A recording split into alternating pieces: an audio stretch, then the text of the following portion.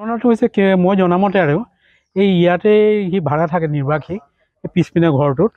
আৰু তেখেতৰ দাদাও আছিলে তেখেতৰ দাদাও এক্সপায়াৰ্ড হৈছে আৰু তেখেতে এটা মটৰ মেকানিক হিচাপে সি জীৱন নিৰ্বাহ কৰি আছিলে আৰু হঠাতে শুনা মতে ই আজি কোনোবা ভাত আনোতে দিওঁতে তাৰ দৰ্জাত যেতিয়া খুলিলে দৰ্জাত তাৰ ডেড বডিটো পাই লোৱাৰ লগে লগে ইয়াৰ হুলস্থুল এটা হ'ল শ্মশান কেনেকৈ ল'ব কি নাই ইত্যাদি তেতিয়া ইয়াৰ মানুহখিনি অলপ ভয় কৰে যে যদি আমি এইটো শ্মশানত লৈ যাওঁ তেতিয়াহ'লে পুলিচ ডিপাৰ্টমেণ্টে আমাক কি ক'ব কি নাই ইত্যাদিবোৰ অলপ জল্পনা কল্পনাৰ মাজত হ'ল তাৰপিছত মই যেতিয়া দেখিলোঁ এইটো ঘটনা তেতিয়া মই থানাত অৱগত কৰাওঁ থানাৰ অচি ছাৰে আহিছে আহি পেলাই তেখেতে দিয়া পৰামৰ্শ দিছে আৰু মই ভাবোঁ আমাৰ এই গাঁৱৰ মানুহখিনি তেখেতৰ যিহেতু অন্ধ আমাৰ গাঁৱৰ মানুহে নিশ্চিতভাৱে কৰিব তেখেতৰ কি নাম আছিলে ইমিটো সুৰেন দে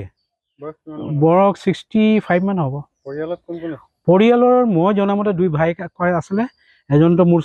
আমাৰ ইয়াতে ঢুকালে এজন এইজন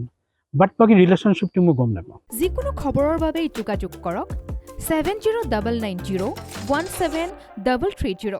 আৰু 7099017110 নম্বৰত।